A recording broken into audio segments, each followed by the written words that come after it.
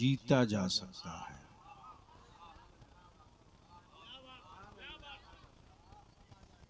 गमले में गेहूं बोकर खानदान की परवरिश नहीं कर सकते। आने जाने वालों की मैं परवाह नहीं करता, मैं तो मुअज्जिन हूं, सदा बुलंद करते रहता हूं। तुम सुनो न सुनो मैं सुनाते रहूं, तुम मानो न मानो मैं अपना दर्दे दिल बताते रहूंगा। सदर बावकार, मुअज़्ज़ज़ उलमाए किराम, और मैं समझता हूं कि रात जिस तेजी के साथ ठंड की चादर ओढ़ चुकी है,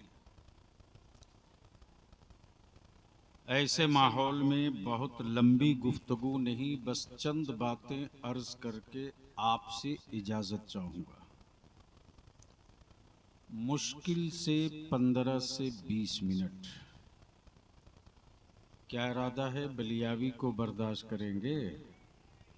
अरे सुनने का मूड है? कितने लोगों का मूड है? उठाए रखो, उठाए रखो। हाँ, उठाए रखो।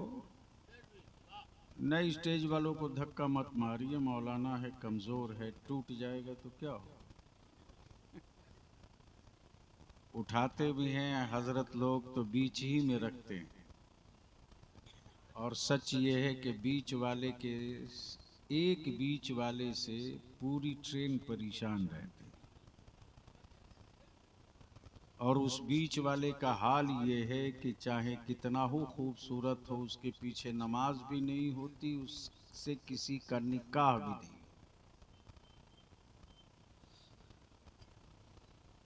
बलियावी तकरीर के लिए खड़ा नहीं हुआ है, दो टूटा हुआ आईना रख दूंगा जिसमें आप अपनी और अपनी आने वाली औलादों की तस्वीर देख सको। अगर तस्वीरें दिलों को हिला देने वाली हो तो बदलने की तैयारी करो, और अगर तस्वीरें आपको मौज मस्ती की तरफ ले जाएं तो फिर मरो, चीखो और चिल्लाओ मत। मौलाना बाद में मोबाइल पढ़ेंगे, मैं जानता हूं ना, किताब तो पढ़ते नहीं। अब यूट्यूब की कोख से पैदा हुआ खतीब और शायर ऐसे ही होगा जैसे यूट्यूब के से पैदा हुई औलादें। पहले लोग जलसा होता था तो किसी इलाके के बड़े मदरसे में जाते थे, या इलाके के बड़े मस्जिद के जामा मस्जिद के इमाम से पूछते थे कि किसको बुलाया जाए जो बुखारी सुनावे। तवज्जो चाहूं, किसको बुलाया जाए जो मुस्तफ़ा जाने रहमत के इल्मे गैब पर दलील दे सके। किसको बुलाया जाए जो ये समझा दे कि मुस्तफ़ा कैसे नूर हैं। किसको बुलाया जाए जो ये बता सके कि मेरे मुस्तकबिल में जरूरतें क्या क्या है। इसलिए थोड़ी दवा कड़वी होगी, पी लोगे आप तो असर करेगा आने वाली नस्लों को। मुझसे पहले आपने मेरी जमात के दो मायनाज मद्दाहाने मुस्तफ़ा से ना तो मनक़बत समाप्त की। एक का नाम राशिद रजा मरकजी और दूसरे का नाम अजमत रजा भागलपुरी। इस वक्त मिंबर शरीफ पर उलमाए ज़वील एहतराम का जिम्मेदार तबका मौजूद है। बस एक बार मोहब्बत से कह दो लब्बैक या रसूल अल्लाह, मैं तकरीर शुरू कर दूं। इतना बड़ा मजमा है और थोड़ी सी शबनम की बूंदें क्या टपक गई कि आप जैसे लग रहा है प्लास्टिक की तरह सिकुड़ गया।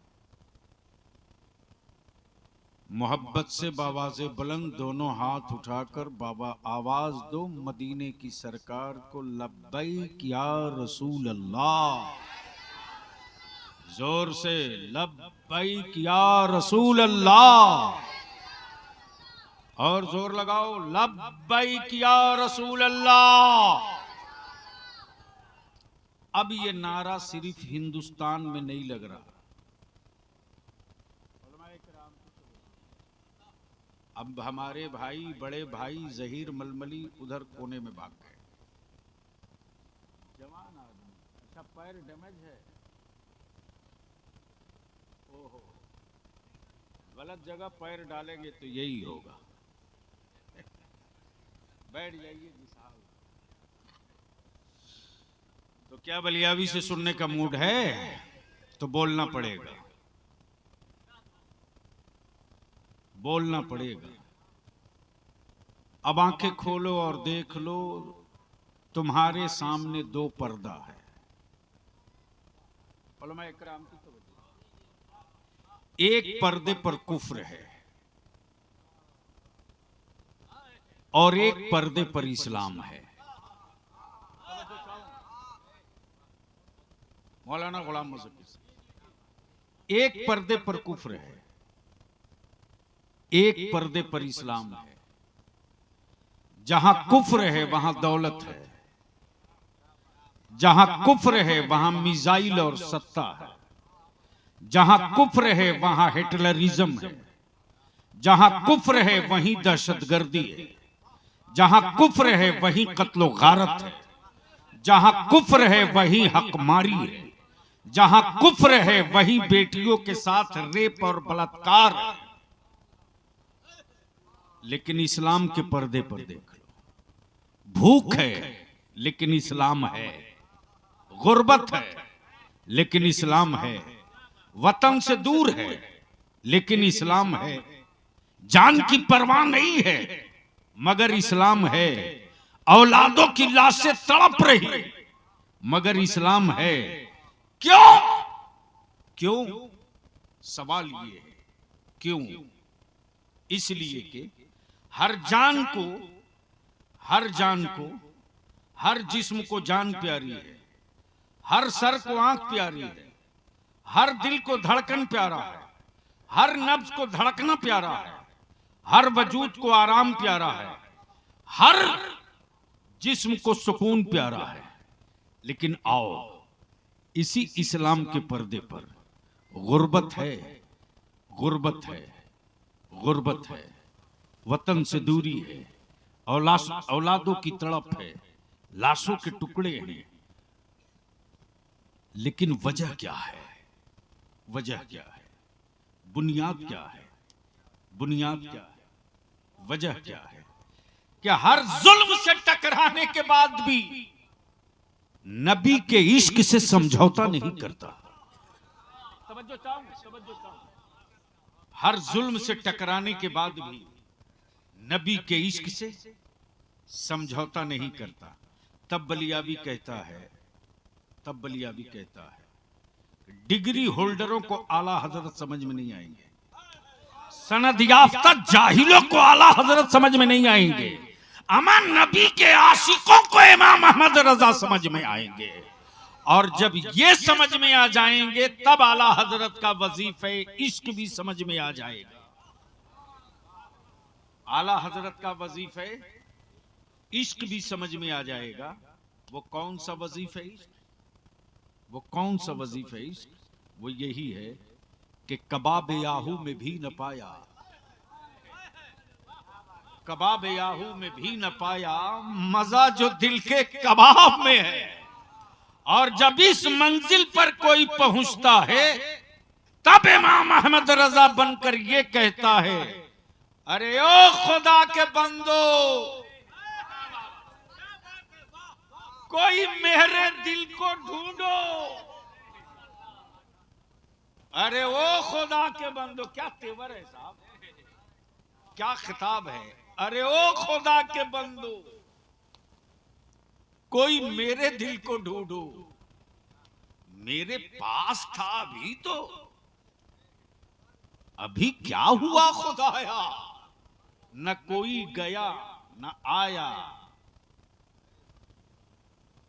ये न पूछ कैसा पाया।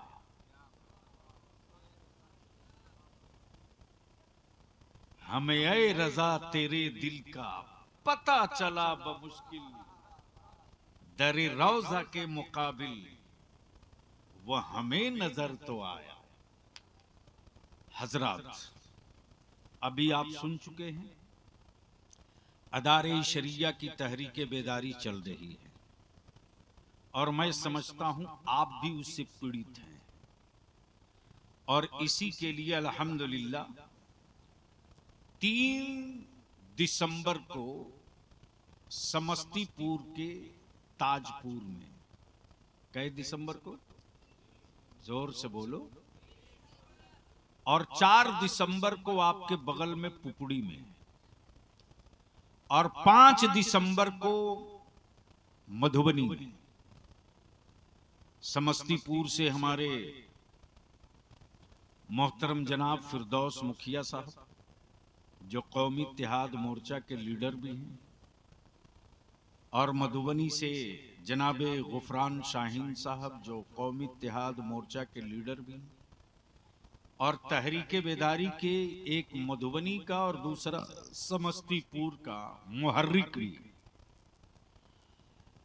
अगर मौका मिले तो आप भी आइएगा। समस्तीपुर दूर पड़ेगा, पुपड़ी करीब है, और आप अकेले मत आइएगा, अपने साथ 2-4 लोगों को दावत दे के आइएगा। और दरभंगा जिला इदारे शरिया के सदर को, पूरी टीम को मैं दिल की अथाह गहराइयों से मुबारकबाद दूं।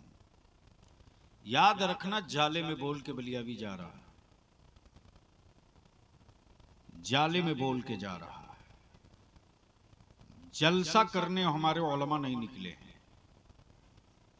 जलसे तो रोज होते हैं मौलाना गुलाम मुज़क्किर, अब जलसा करने नहीं निकले हैं, अब अपनी नस्लों के मुस्तकबिल का नक्शा बना के निकले हैं। बोलोगे तो बोल दूंगा, थोड़ा जोर लगा के बोल दो तो 10 मिनट बोल दूंगा। आगे से लेकर पीछे तक डर नहीं रहे हो तो बोल दो जोर से सुभान अल्लाह। इसलिए कि एक है अकीदत और एक है हकीकत। तवज्जो चाहूं। एक है अकीदत सदर साहब, और एक है हकीकत। अकीदत ये कहती है कि चादर चढ़े, अकीदत ये कहती है कि चादर चढ़े, और हकीकत ये कहती है कि बेटे जाहिल न रहने पावे। अकीदत कहती है कि चलो अजमेर, लेकिन हकीकत कहती है कि मोहल्ले के किसी गरीब की बेटी को कुंवारा छोड़ करके, कुंवारी छोड़ करके अजमेर मत जा। लेकिन इस लानत से कौन बचाएगा आपको? साल में 5 मरतबा उमरा पे धरना सेठ जा रहा। तवज्जो चाहो। साल में 5 मरतबा उमरा पे जा रहे। उमरा पर जाने से पहले दावत, लौट कर आया तो दावत। मैं कहता हूं नहीं गया था तो बहुत अच्छा था। तवज्जो चाहूं, तवज्जो चाहूं, तवज्जो चाहूं। नहीं गया था तो बहुत अच्छा था, इसलिए कि कम से कम काबे की तरफ पीठ करके खड़ा होने से डरता था। जाने के बाद खाने काबा की तरफ पीठ करके सेल्फी ले रहा है। नहीं गया था।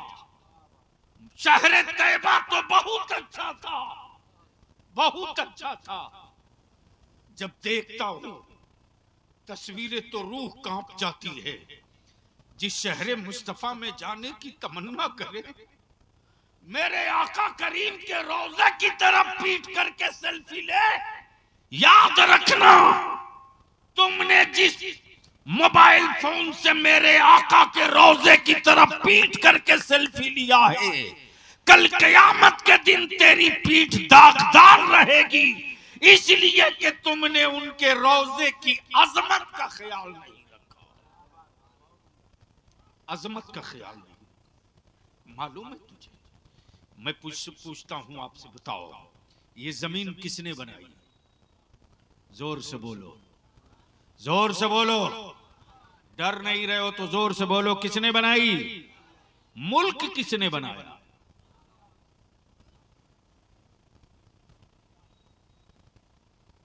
जमीन रब ने बनाई, मुल्क बादशाहों ने बना दिया, सरहदें बंदों ने बना दी, सूबों की लकीरें बंदों ने खींच दिया।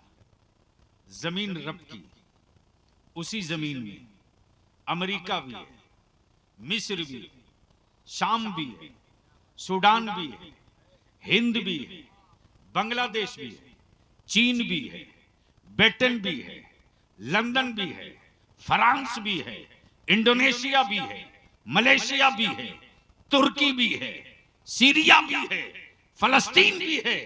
अब बलिया भी कहता अकल के टूबरो, जब करबला की मिट्टी पर मौला अली के बेटों का कदम पड़ जाए तो पूरी दुनिया में खाके करबला का तस्करा कर दो तो यजीदियत कांपने लगे। अरे मस्जिद अक्सा वो जगह है जहां नबी के आल का कदम नहीं पड़ा है, मुस्तफा जाने रहमत।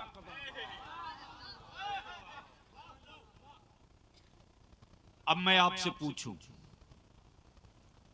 पूरी सूरह है सुब्हानल्लज़ी यसरा बिअब्दिही लैलन मिनल मस्जिदिल हराम इलल मस्जिदिल अक्सा। क्या है? आखिरी, जोर से बोलो, क्या है? अक्सा। अब जो लोग कहते हैं माज़अल्लाह के नबी मर गए, उनसे पूछो कि मस्जिद अक्सा में इमामत किसने की थी? मस्जिद नबवी में इमामत किसने की थी? मस्जिद अक्सा में इमामत किसने की थी? और जिसने इमामत की उसके पीछे नमाजें किसने किसने पढ़ी है? कब बोलोगे, कब बोलोगे? बोल दो। अरे जोर से, जोर से, जोर से। तो मजबूर होकर कहेगा आदम से लेकर ईसा तक जितने नबी और रसूल थे सबने मेरे नबी के पीछे नमाज अदा की। बोलो सही है क्या गलत? जोर से बोलो, अरे जोर से बोलो ना। तो अब जरा उनसे ये भी पूछना, माज़अल्लाह जब आदम और ईसा और मूसा और यूसुफ सारे नबी मर गए हैं तो फिर मस्जिद अक्सा में आए कैसे?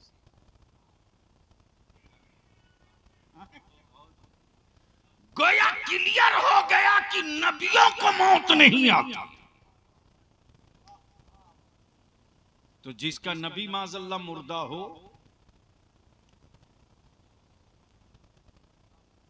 जिसका नबी मुर्दा हो उसकी उम्मत भी मुर्दा होगी, और जिसका नबी जिंदा है उसकी उम्मत भी जिंदा रहेगी। अब आप कहेंगे बलियाबी सबूत दो, तो हम जब कब्रिस्तान से गुजरते हैं तो सलाम करते हैं कि नहीं? अरे जोर से बोलो, जोर से बोलो। अच्छा, अगर किसी कब्र से सलाम का जवाब आ जाए तो ठहरोगे कि भागोगे? ठहर जाइएगा, लगाएंगे थर्मामीटर, आपका भी इम्तिहान हो जाएगा। जिस बाप ने 10 बीघा जमीन छोड़ा, घर छोड़ा, बैंक बैलेंस छोड़ा, प्रॉपर्टी छोड़ी, जमीन जायदाद छोड़ा, उस बाप को दफन के बाद अगर बेटा को कह दिया जाए 2 बजे रात को जरा कब्रिस्तान जाओ, जाएगा? अरे बोलो ना, क्यों? काहे नहीं जाएगा? यही तो फर्क है, औरों में और ईमान वालों में यही फर्क है। जिसको अपने बाप दादा के मरने के बाद भूत बनने का डर है वो रात को जाने से डरता है। लेकिन जिसका अकीदा यह है कि जब मेरा नबी जिंदा, नबी की उम्मत जिंदा, तो फिर डर किस बात का? हाँ जल्दी बैठ जाए पहलवान, आ जाओ आ जाओ। छोड़ दीजिए ना, जब मेला है तो क्या कीजिएगा। अच्छा मौलाना गुलाम मुज़क्किर साहब, अल्लाह ने इंसान बनाया सबको? अरे बोलो ना भाई, बनाया है ना। आदमी, अकल दिया, आंख दी, पैदा उसी ने किया, किया ना। जमीन उसकी, आसमान उसका। एक बात यहां रुक कर अर्ज कर दूं, 2 मिनट की बात। इंसान इंसान की जरूरत पूरी कर सकता है, इंसान, लेकिन इंसान की लालच पूरी नहीं कर सकता।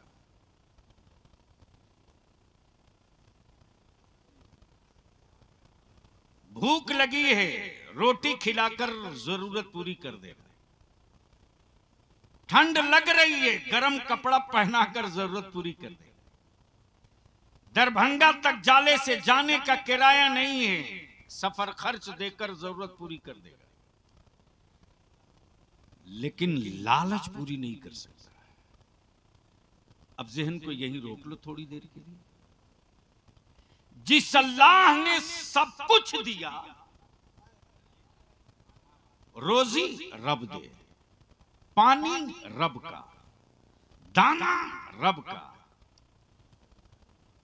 चांदो सूरज रब के, हवाएं रब की, सब इस्तेमाल कर बंदा तेरे लिए, तेरे लिए। तवज्जो करो, सब तेरे लिए। रोटी तेरे लिए, हवा तेरे लिए, फजा तेरे लिए, शम्सो कमर तेरे लिए, जिंदगी तेरे लिए, लज्जतो टेस्ट तेरे लिए, आंखों में रोशनी तेरे लिए। खाता रब का, पीता रब का, रहता रब की जमीन पर। तवज्जो चाहो। तो जिस खुदा ने ये सब कुछ दिया, उस खुदा को भी ये बंदा एक खुदा मानने को तैयार नहीं।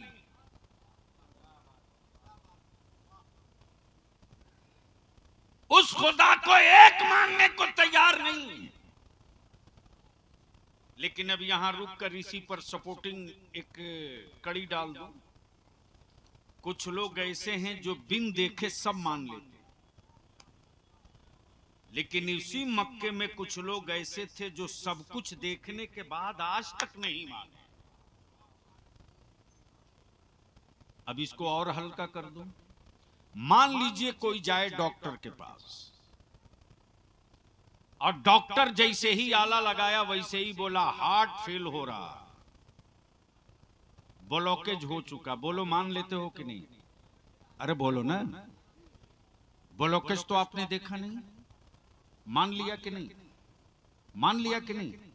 का शुगर है, देखा नहीं, मान लिया कि नहीं? का किडनी खत्म, पेट फाड़ के किडनी देखा तो नहीं, मान लिया। का ब्लड कैंसर है, देखा नहीं, मान लिया कि नहीं? बलियावी यही तो कहना चाहता है। जब डॉक्टर के कहे से ब्लड कैंसर मान लिया, शुगर मान लिया, डायबिटीज मान लिया, हार्ट का डैमेज होना मान लिया, अरे यार, तो जब डॉक्टर के कहे से बीमारी मान लिया, तो जिस नबी ने चांद को 2 टुकड़े करके कहा खुदा एक है, उस खुदा को बेदौला शरीक क्यों नहीं मान ले रहा? तो उसी मक्के में अबू जहल नबी का सारा मोजज़ा देखा, फिर भी नबी ना माना। लेकिन सैयदना अवैसे करनी मुस्तफा जाने रहमत को एक बार भी नहीं देखे, और नबी को नबी में मान लिया, खुदा को खुदा मान लिया। तो बस आखिरी बात अर्ज कर दूं, चूंकि अभी दोनों शोरा को सुनना भी है, नहीं, और उसके अलावा काम भी है।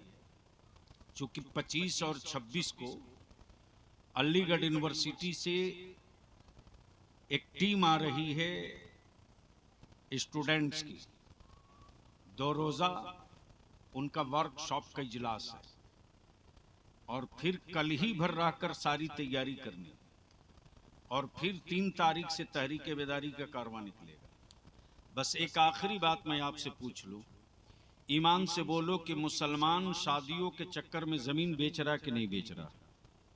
जोर से बोलो ना, अरे जोर से बोलो।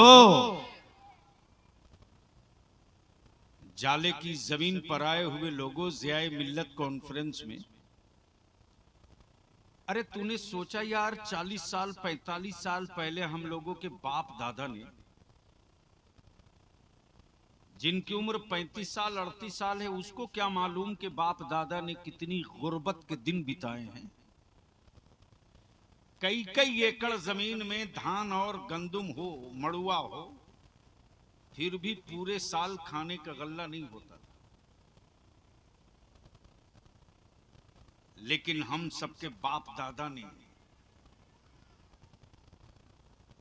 माड़ भात खा लिया, जमीन नहीं बेचा। फटी लुंगी में गांठ बांध लिया, लेकिन जमीन नहीं बेचा। कपड़े पर पैबंद लगाकर पहन लिया, जमीन नहीं बेचा। क्यों? इसलिए कि आने वाली मेरी औलादें किस सड़क के किनारे बसेंगी। लेकिन आज जबान की आवारगी की तस्कीन के लिए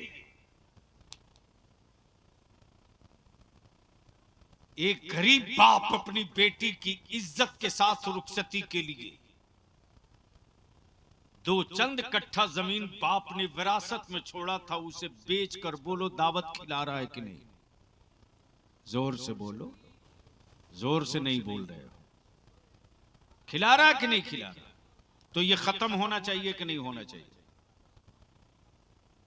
कैसे खत्म होगा? इसी के लिए इदारे शरिया की तहरीक बेदारी चल रही है।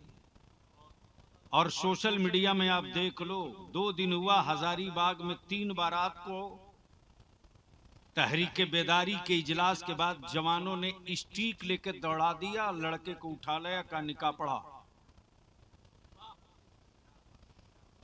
डीजे और बाजा लेकर आओगे तो गांव में कुत्ता नहीं तुझको कबूल करेगा, और मुस्तफा की नात पढ़ते आओगे तो पूरी बस्ती तेरे इस्तकबाल के लिए सड़क पे खड़ा रहेगा। दूसरा इशू है, जान सटा देंगे, सटा देंगे। और ये बिहार है, जब जब नबी की अजमत पर हाथ डाला है तो भारत का कोई सूबा खड़ा हो ना हो, तन्हा बिहार है जो सबसे पहले छाती ठोक के खड़ा हुआ। कुछ लोगों ने पेशा बना लिया है मेरे नबी की इज्जत पे हाथ डालने का, मेरे रसूल की तौहीन का। और मेरे बच्चे जब मौलाना अब्दुल मुक्तदीर साहब निकलते हैं सड़कों पर एहतजाज करने तो गोलियां मार दी जाती। तब इदारे शरिया ने तय किया कि क्यों नहीं अब हम भी उतर जाएं मैदान में। जब 3% वाला उतर सकता है, 6% वाला अपनी हैसियत मनवा सकता है, तो 16% वाला भीख का कटोरा लेके अब सड़क पर खड़ा नहीं होगा। लड़ाई होगी, बोलो होगी तो साथ दोगे कि छोड़कर भाग जाओगे? नहीं, धीरे बोल रहे हो। लड़ाई छिड़ेगी तो साथ दोगे कि छोड़कर भाग जाओगे? जोर से बोलो, साथ दोगे कि छोड़कर भाग जाओगे? लड़ाई अब भारत में इसी मसले पर होनी है। दो पॉइंट है, 2, और इसी पर संग्राम होगा। बिहार की हुकूमत से भी होगा, दिल्ली की हुकूमत से भी होगा। बलिया भी पार्ट टाइम राजनीति करता है, फुल टाइम अपने दीन का काम करता है। टकराने में बलियाबी को कहीं से कोई एहसास नहीं है, इसलिए कि मैं जानता हूं कि मेरी जिंदगी और मेरे वजूद की कीमत, मेरी जिंदगी और मेरे वजूद की कीमत दुनिया की कोई हुकूमत के सिक्के नहीं लगा सकते। और जो भी नबी की अजमत के लिए सांसें लुटाएगा, उसकी कीमत और उसकी अजमत का झंडा कब्र में भी लहराएगा, कयामत में भी लहराएगा। तब तय किया गया है कि दो कानून, एक नामूसे रिसालत का, एक कानून ऐसा बने इस भारत में अब कि मेरे नबी के साथ साथ किसी के भी मजहब के किसी महान भाव को, जो उनके धर्म के मुताबिक बहुत ही आदर्श हैं, अगर ऐसे व्यक्तियों का कोई अपमान करे तो उस पर देशद्रोह का मुकदमा लगे। बोलो ऐसा कानून बनना चाहिए कि नहीं? जोर से बोलो, बनना चाहिए कि नहीं? तो अब तक सियासी पार्टियों का झंडा लेकर निकले हो,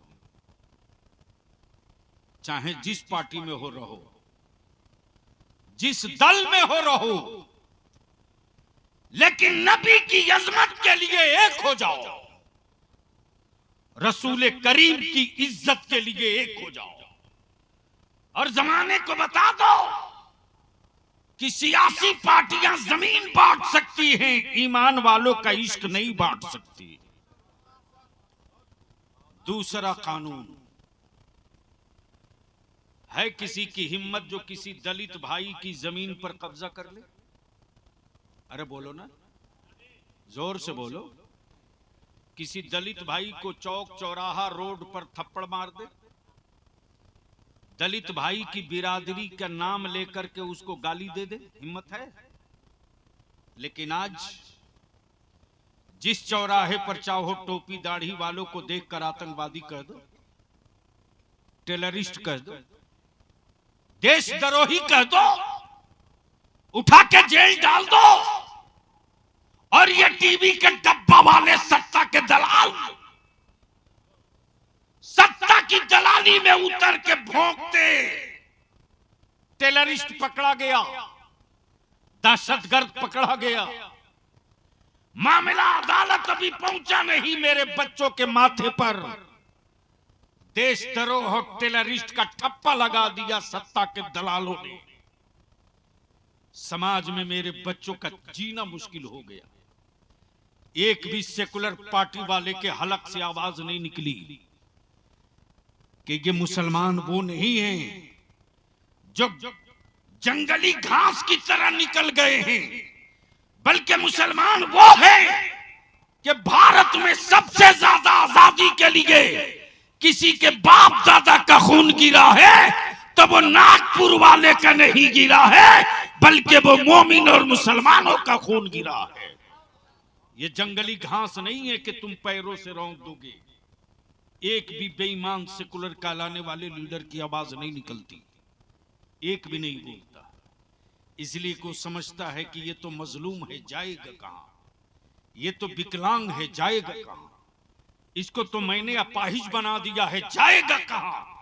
ताबेदार शरिया ने तय किया है कि अगर तेरा पागल बेटा सत्ता के लिए जी सकता है तो इदारे शरिया की पूरी टीम अपनी नस्लों के मुस्तकबिल के लिए मैदान में उतरने की हिम्मत भी रखती है, जुर्रत भी रखती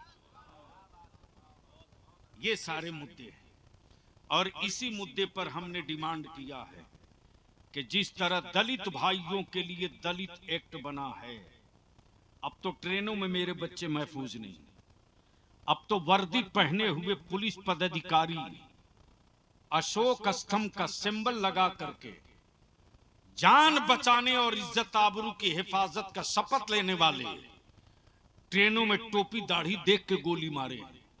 बोलो सही है कि गलत? जोर से बोलो, सही है कि गलत? क्या इस पर किसी लीडर, किसी सेकुलर पार्टी के नेता का कोई बयान आया? कोई निंदा प्रस्ताव आया? किसी ने एक लफ्ज मजम्मत के लिए पार्लियामेंट में आवाज उठाई? नहीं। इसी मध्य प्रदेश में एक आदिवासी भाई के बच्चे के मुंह पर किसी बेईमान, किसी कमबख्त ने पेशाब कर दिया। बोलो पूरा भारत खड़ा हो गया कि नहीं? जोर से बोलो, अरे पूरा भारत खड़ा हो गया कि नहीं? लेकिन हमारे बच्चों के चेहरे पर चाहे जो चाहो कर लो, और हम मुतमईन है कि उसका बेटा है, हम क्या करें? लिख ले, आज उसके बेटे पर जबर की रस्सी पड़ी है, कल तेरे बेटे की बारी आके रहेगी। और इन्हीं सारे जंगली घास और पेड़ों को उखाड़ने के लिए हमारे उलमा और शोरा ने अहद का अमामा बांधकर मैदान पकड़ लिया है। तब ईमान से बोलो, दरभंगा में जब बुलाया जाएगा तो आओगे कि नहीं आओगे? धीरे बोल रहे हो, अरे धीरे बोल रहे हो, जोर से बोलकर बताओ, आओगे कि नहीं आओगे? तो अब जितने नौजवान हो, अभी से नौजवानों की टीम बनाओ, सबके लिए जत्था बनाकर पटना दरभंगा बहुत गए हो। नबी की इज्जत और अपनी औलादों के मुस्तकबिल के लिए अब मुस्तफा की रिफात का झंडा लेकर उतरना पड़ेगा। और इन्हीं मुद्दों को लेकर के ये तहरीक भी चल रही है। और आज का जो ये इजलास है, ज़िया मिल्लत कॉन्फ्रेंस, ये उर्स की तकरीब है। आपको मालूम नहीं है अल्लामा ज़िया जालवी अलैहिर्रहमा कौन थे, क्या थे? चूंकि आपने यही समझा था कि मौली साहब थे, मौलाना साहब थे। याद कीजिए, आज से 40 साल पहले, 35 साल पहले, लोग जिस जमाने में मोबाइल नहीं था, 2G नहीं था, 3G नहीं था, 5G नहीं था, मोबाइल का डब्बा नहीं था, तो लोग मंगल के दिन या पीर के दिन, सोमवार के दिन 5 से 7 के बीच में रेडियो अपने पास रखते थे। क्यों रखते थे? इसलिए कि अल्लामा ज़िया जालवी साहब की तकरीर इस पर आएगी और पूरी दुनिया सुनती थी। ये अल्लामा ज़िया जालवी साहब की लिखी हुई इबारत और तहरीरें पढ़ के बहुत सारे लोगों ने कलम पकड़ना सीख लिया, बहुत सारे लोगों ने जबान चलाना सीख लिया। मैं मुबारकबाद दूं और शुक्रिया अदा करूं मुहिब्बे गिरामी हजरत अल्लामा अब्दुल मुक्तदिर साहब को। ये खुद शानदार खतीब हैं, ये बहुत अच्छे खतीब हैं, अल्हम्दुलिल्लाह। मौलाना गुलाम मुज़क्किर खान साहब का क्या कहना? पूरे हिंदुस्तान में जाले को मजहबी स्टेज से अवामी अदालत में मौलाना गुलाम मुज़क्किर खान ने बताया कि दरभंगा में जाले भी कोई जगह है। और अल्हम्दुलिल्लाह अब तो मदरसा भी है, और देखा तबीयत खुश हो गई, मस्जिद भी है। इसलिए अब दाएं बाएं ताकने झांकने की जरूरत नहीं है। गैरों के बेटों को दूध पिलाकर अपनी नस्लों की बर्बादी का इंतजाम मत करो। अपने बेटों को ही कड़वा तेल और नमक पिलाकर उनके पैरों में ताकत देकर खड़ा करो। और जब तक गांव और प्रखंडों में, जिला में, ब्लॉक में, विधानसभा में लीडर पैदा नहीं होगा, तब तक ये भारत और बिहार के गूंगे मेरे बच्चों को आंख दिखाएंगे। और जिस दिन लीडर पैदा कर लोगे, उस दिन फिर गैरों के सामने भीख मांगने की जरूरत नहीं पड़ेगी।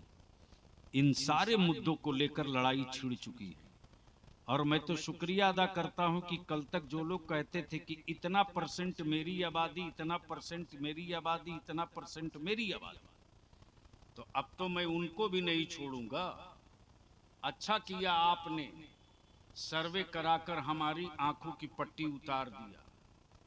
अब तो आने वाले दिनों में तेरा बलियाबी इंची टेप से नाप के बोलेगा कि इतनी संख्या, इतनी हिस्सेदारी। सरकारी नौकरी में भी इतनी दोगे तो सत्ता लोगे, विधानसभा लोकसभा में इतना दोगे तो सत्ता लोगे। इसलिए कि इन सेकुलर कहलाने वाली पार्टियों के लीडर तो थोड़ी देर के लिए सेकुलर हो सकते हैं, इनकी बिरादरी सेकुलर नहीं है। इनकी बिरादरी सेकुलर नहीं, अगर होती तो उन सेकुलर पार्टियों से टिकट लेकर आने वाले हमारे लोग हार कैसे जाते हैं, हार कैसे जाते हैं। और कब तक हम जमाने को हराने के लिए अपनी नस्लों को हराएंगे? बहुत हो गया, 75 साल बीत गया। 75 साल बीत गया और बलियावी की जिम्मे अब कोई काम उम नहीं है, बस एक के काम है, एक के काम है कि डेमोरलाइज हो चुके हैं मेरे जवान, इनको खड़ा करो। मायूस हो चुकी हैं मेरी नस्लें, इनको सहारा दो। और हुकूमतों की तिजोरियों की मांगी हुई खैरात से हम अपने वजूद का शामियाना नहीं खड़ा करेंगे। अरे जब मुठिया के चावल में इतनी ताकत है कि मुठिया के चावल से भारत में करोड़ों करोड़ बच्चे पाल सकते हैं और ज़कात के पैसों से मदरसों की इमारत खड़ा कर सकते हैं, तो मुठिया का एक मुट्ठी के बजाय 2 मुट्ठी चावल निकालकर अपनी नस्लों को इज्जत के साथ जीने का रोशन मुस्तकबिल का नक्शा भी बना सकते हैं। और जो कौम लड़ती नहीं है वही कौम मरती है। और दिखा दिया अक्सा के मुजाहिदों ने कि 75 साल तक तुम जख्म देते रहे, हम सहते रहे। तुमने मेरी बेटियों की इज्जत पे हाथ डाली, हम सहते रहे। तुमने बैतुल मुकद्दस के सहन को जहां नबी का कदमे पाक पड़ा, तुमने विक्टोरिया और नाटो के अंग्रेजों के बूटों से रौंदा, हमने सब्र किया। लेकिन जब आहत करके उतर गए हैं तो दुनिया की तोप और मिसाइलों को बता दिए हैं कि कुफ्र के कलेजे में उतना दम नहीं है जितनी ताकत ईमान वालों के 6 माह के बच्चों के वजूद में है। नारे तकबीर, नारे रिसालत, बलियावी साहब आगे बढ़ो, हम तुम्हारे साथ हैं। बलियावी साहब आगे बढ़ो, इदारे शरिया आगे बढ़े। इसलिए कि कुफ्र इसी से कांप रहा है, कुफ्र इसी से कांप रहा है। उसके पर्दे पर दिख गया। हथियार वालों को हथियार से मारा जा सकता है, सेहत वालों को केमिकल से उड़ाया जा सकता है, मुस्तफा वालों के हाथ में सिर्फ मिसवाक आ जाए, बोल दो बोल दो। अरे काश ये जुमला कहीं और बोला होता, बोल दो जोर से जोर से। गुर्बत में मुसलमान सबसे आगे। एक प्रोपगंडा करके मेरे बच्चों की छवि बिगाड़ दी गई कि मुसलमान पढ़ा नहीं है, मुसलमान पढ़ा नहीं है, मुसलमान पढ़ा नहीं है। बोलो सही है कि गलत? अरे जोर से बोलो। इतना झूठ बोलकर प्रोपगंडा कर दो कि ये लोग डेमोरलाइज हो जाए। मुझको नहीं मालूम है कि बिहार के मंत्रालय में कितने पढ़े लिखे लोग बैठे हैं।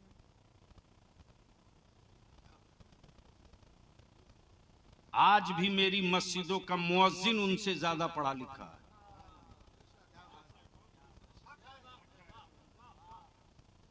लेकिन एक प्रोपगंडा है। तो इस दीवार को बोलो टूटनी चाहिए कि नहीं टूटनी चाहिए? अरे जोर से बोलो।